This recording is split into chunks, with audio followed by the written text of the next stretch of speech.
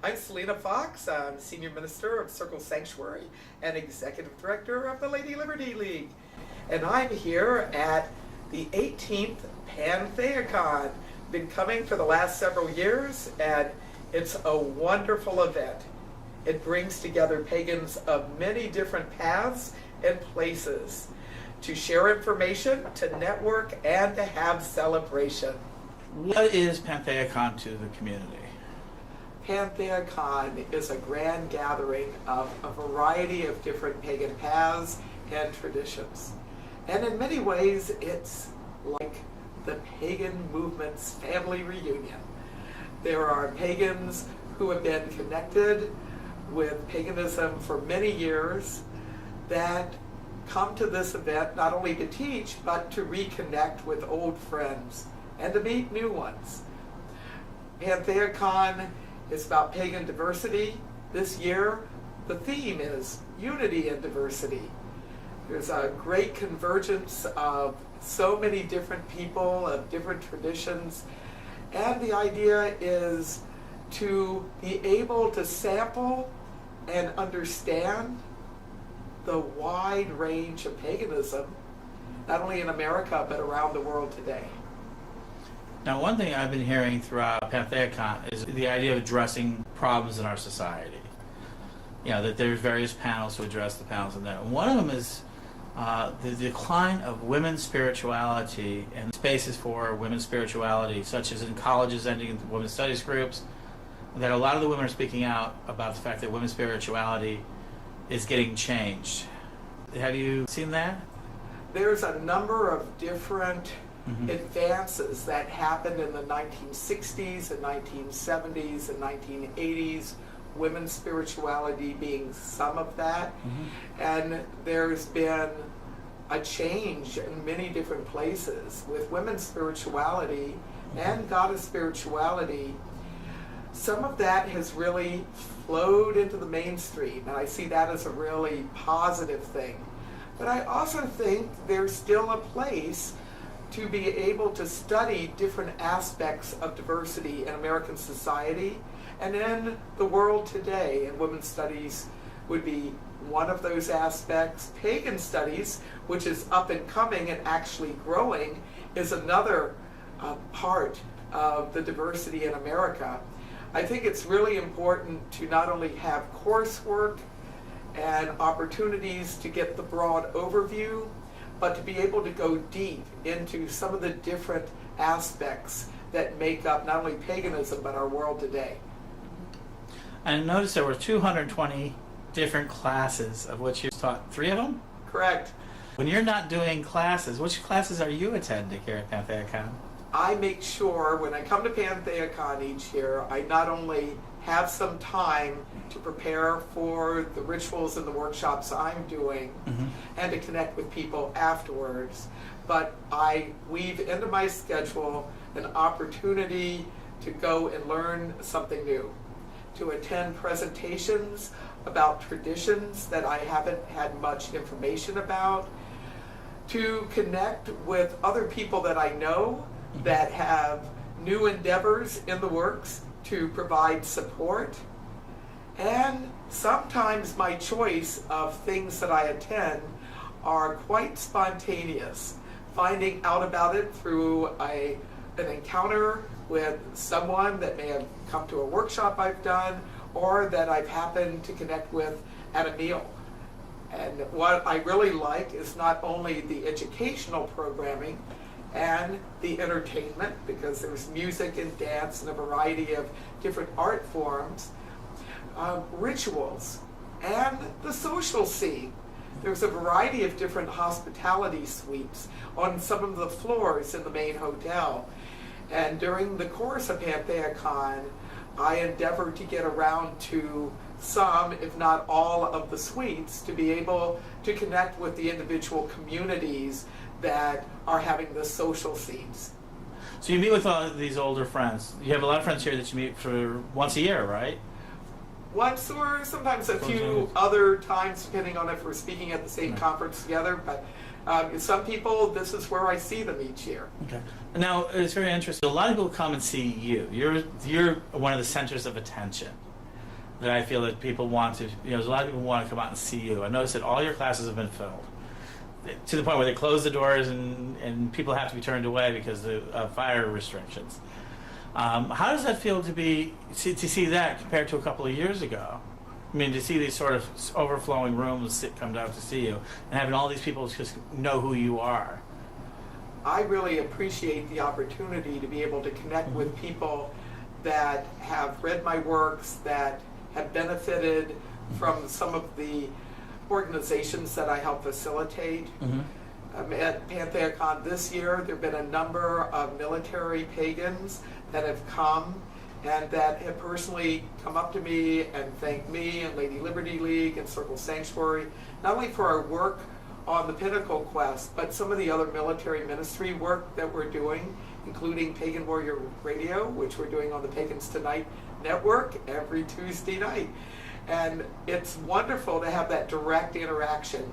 Yes, some of the people have made contact by email or posting on my main Facebook page, but to actually have that face-to-face interaction is really fabulous. Talking about your work with pagan military people, in the last year you've really stepped that up, your Lady Liberty League and all your groups. That group is coming out, is that Circle Sanctuary Military Ministry? Correct. Can you talk about what you've done in the last year with the pagan military? Okay, that's good. All right.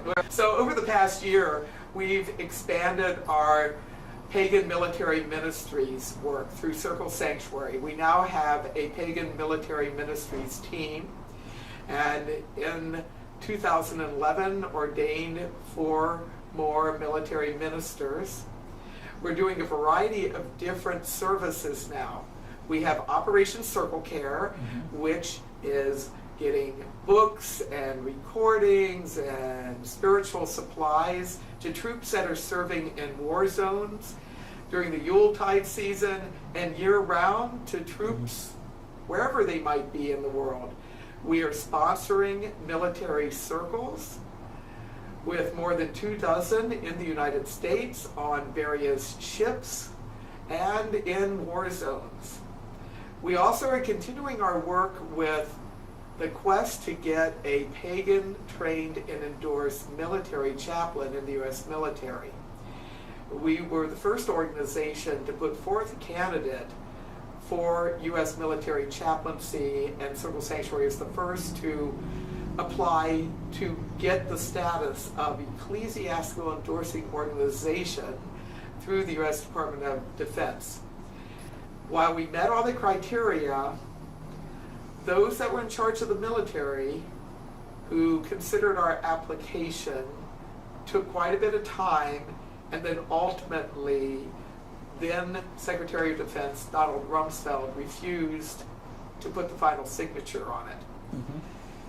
But that hasn't stopped us, because we are continuing to do some work and train some new candidates who fit within the age qualifications to be able to be a military chaplain.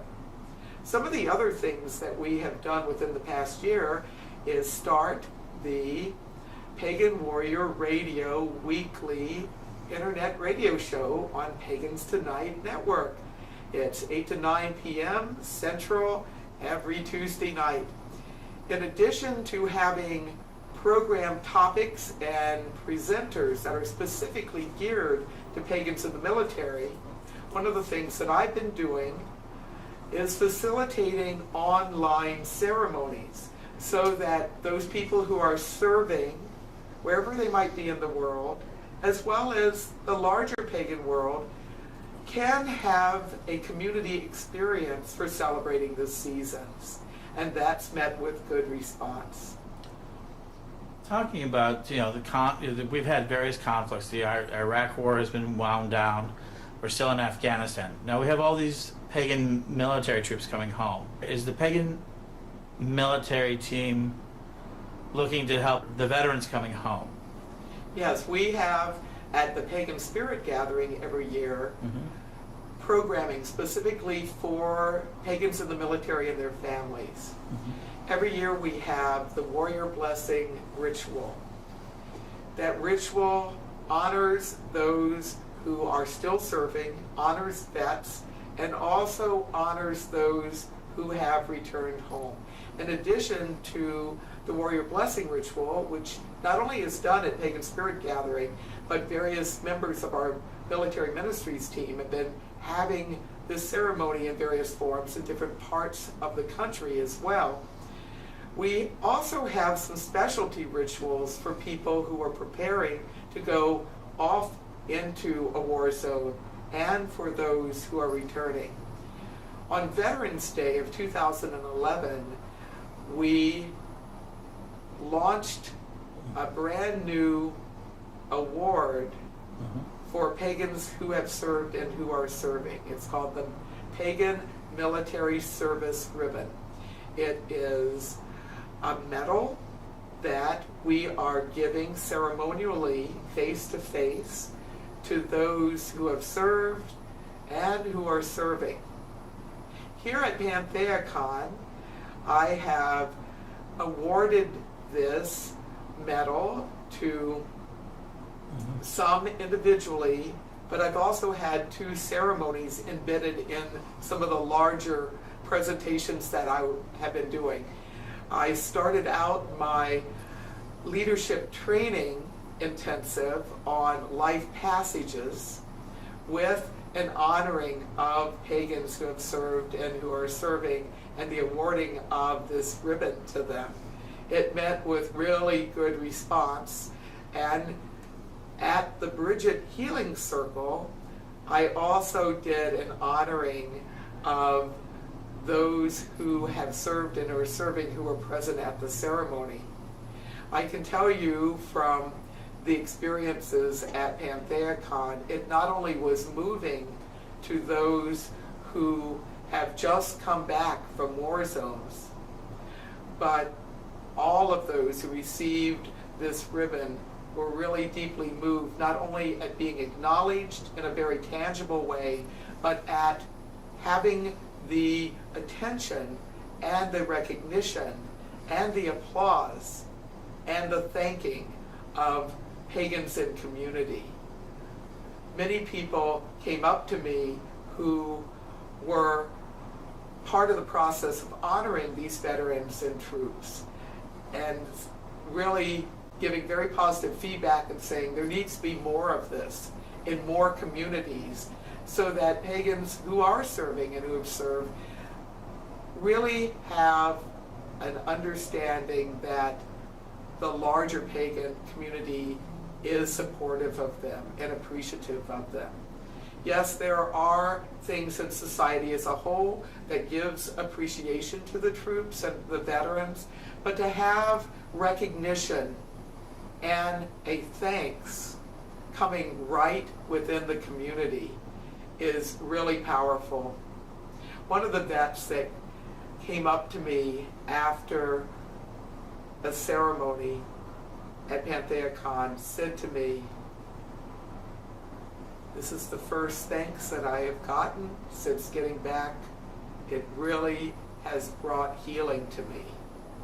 And I do think, especially for those who have been deployed to war zones and that have come back, being able to be in community, to be appreciated, and to have that support can really go a long way to not only supporting the person for what they have done, but reintegrating those who have served into civilian life if their time of service is done, or if they are now serving stateside, being able to heal from the experiences of war and in serving away from one's homeland.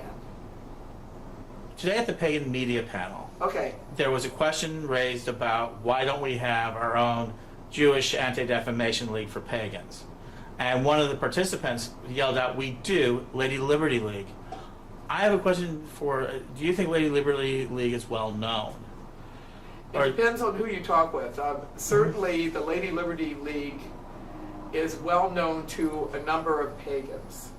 Our work of the Lady Liberty League is probably more known than even the phrase Lady Liberty League, even more known than the name of the organization. I think that when it comes to pagan rights work, that it really is important that there be a number of different organizations that are supporting this work, whether it's their main focus or not, to have multiple groups and individuals join together, form alliances to work together to get equal rights for pagans, to help pagans who've been discriminated against, to build better understanding in society as a whole, which hopefully will avert the discrimination, the bullying, the bad-mouthing of pagans and paganism that is still rampant in some parts of the world and in society. So the Lady Liberty League began in 1985.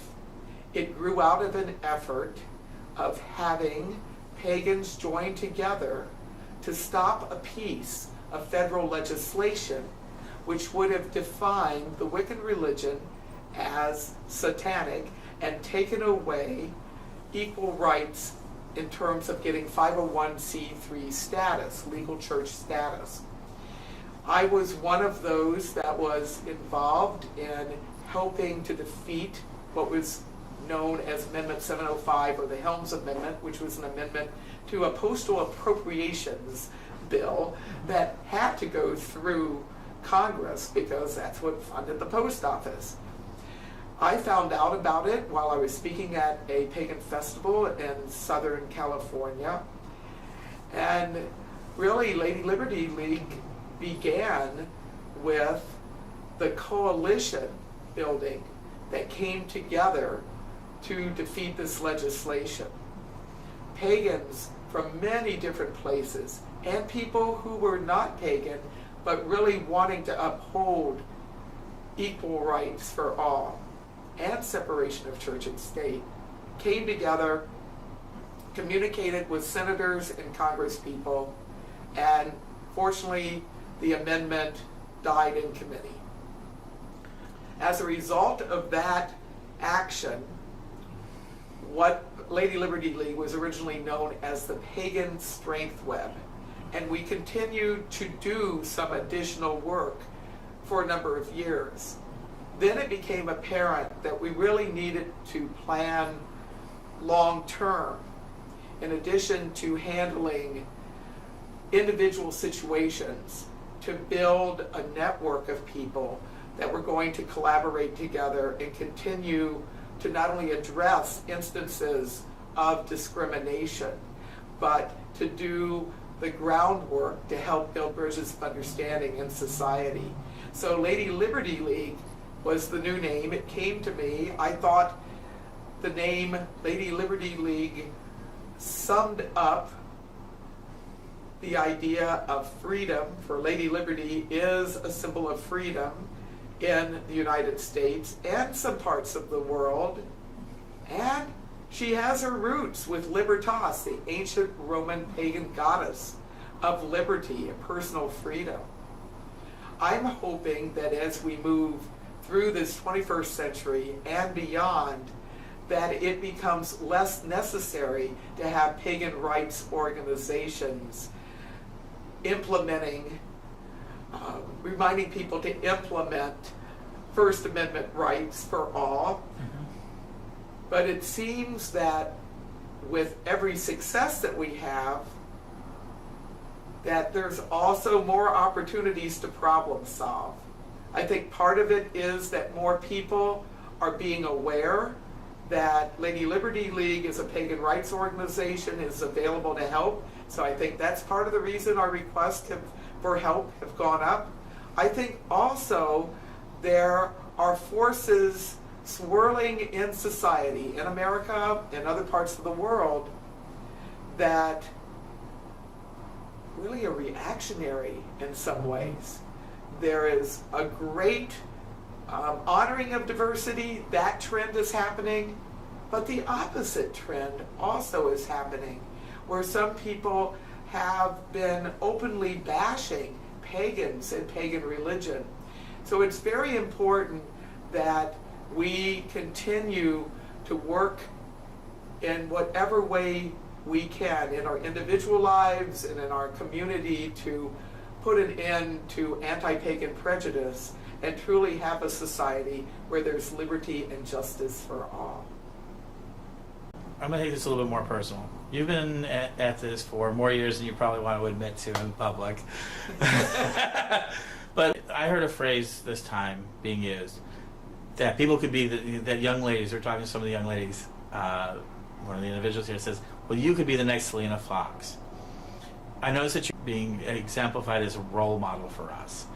How do you feel about that? As someone that devoted my life to helping paganism grow and develop, I did not have physical playing children. So people who have come to me of many ages that say, I want to learn from you, I want to work with you, I honor what you're doing, it's giving me an opportunity to be able to accomplish that psychological, social development skill called generativity. You know, as one moves into the senior years of life, one does think about legacy. One does think about, what am I leaving behind? You know, what has my life been about, and what can I pass on to other generations? So for the last several years, I've been in a process of having younger people get involved with Circle Sanctuary, the organization, in the community. To have multi-generations of people involved so that the work will continue even when I may reach a point in my aging cycle where I might not be as active as I presently am, although I seem to be getting busier rather than slowing down. I'm deeply moved and honored by people that express their appreciation to me for the work that I've done. And I've come to recognize that the motherhood part of life can take a variety of different forms. And now as I'm in my grandmother years, even though I don't have human children that have come from children I've physically birthed, I'm recognizing that there are up-and-coming generations that are taking some inspiration from things that I've done and said and written and making it their own. They are taking the torch of freedom and carrying it out into the world in their own way. And I think that's really important. Well, I certainly hope that we can achieve full equality in society in the United States and in other parts of the world. I'd love to live long enough to see that. The reality is it takes a while to overcome more than 1,000 years of anti-pagan prejudice. And I see great strides being made, and I'm encouraged by the younger generations that are going out and making a difference in the world. It's exciting. So I guess the question that a lot of people will ask, what drives you to do all this? I mean, you are very busy, Lady Liberty, all of these things. What drives you to this constant movement within the pagan movement? What is driving you? So what drives me? Connections with the sacred,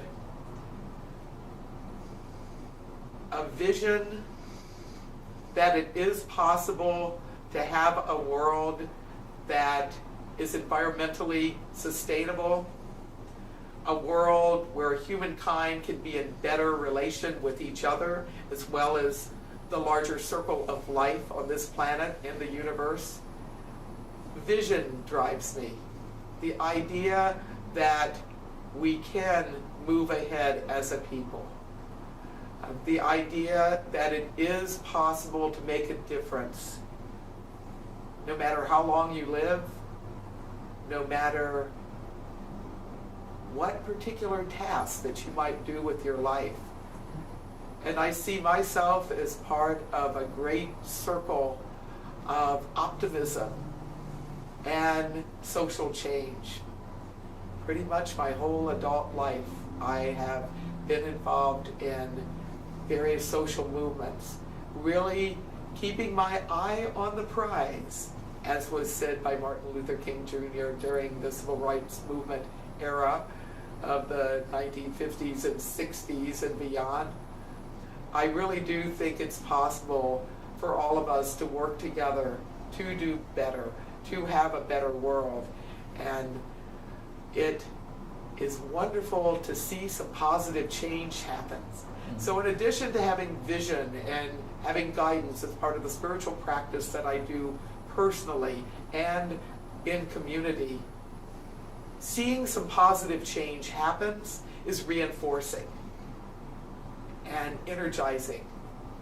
And seeing other people also holding positive visions. It's important to be psychologically healthy, not only on a personal level, but on a societal level. So I have walked this path of the healer, walked the path of teacher, sometimes the path of warrior, as part of a way of helping to contribute to that larger quest for wellness and peace and balance.